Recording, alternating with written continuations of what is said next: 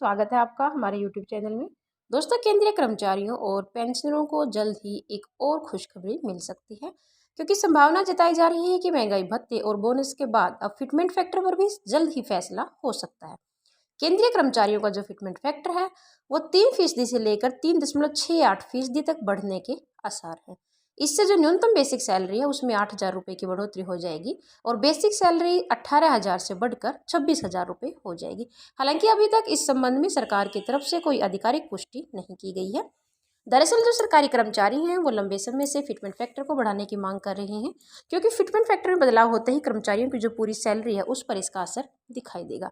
आखिरी बार 2017 में entry level basic पे 7,000 रुपये प्रति माह से बढ़ाकर 18,000 रुपये की गई थी। अब कुछ मीडिया रिपोर्ट्स की माने तो 7वें वेतन आयोग के तहत मोदी सरकार द्वारा कर्मचारियों की न्यूनतम सैलरी को एक बार फिर से बढ़ाया जा सकता है। वर्तमान में 7वें वेतन आयोग के तहत कर्मचारियों का फिटमेंट फैक्टर जो है वो 2.57 गुना है और बेसिक सैलरी है 18,000 रुपये।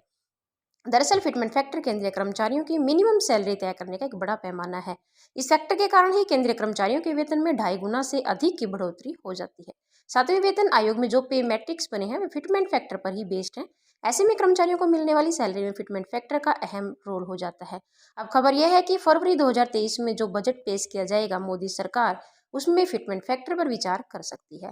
फिटमेंट फैक्टर को 3.68% तक बढ़ाया जा सकता है। अगर ऐसा हुआ तो जो मिनिमम बेसिक सैलरी है वो 26,000 रुपये हो जाएगी।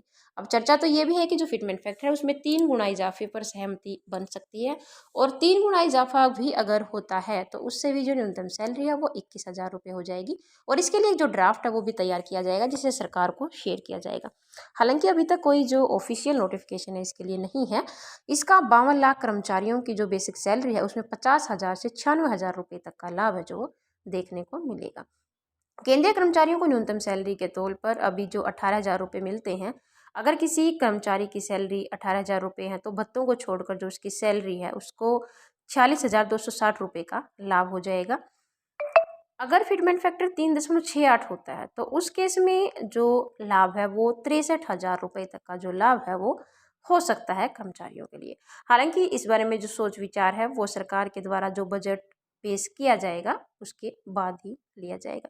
तो दोस्तों, वीडियो में लास्ट तक बने रहने के लिए धन्यवाद। अगर अभी तक हमारे चैनल को सब्सक्राइब नहीं किया है तो प्लीज़ चैनल को सब्सक्राइब कीजिए, ताकि ऐसे ही अन्य अपडेट आपको सबसे पहले मिले। तो धन्यवाद दोस्तों, मिलते हैं अगली वीडियो में किसी अन्य अपडेट के साथ।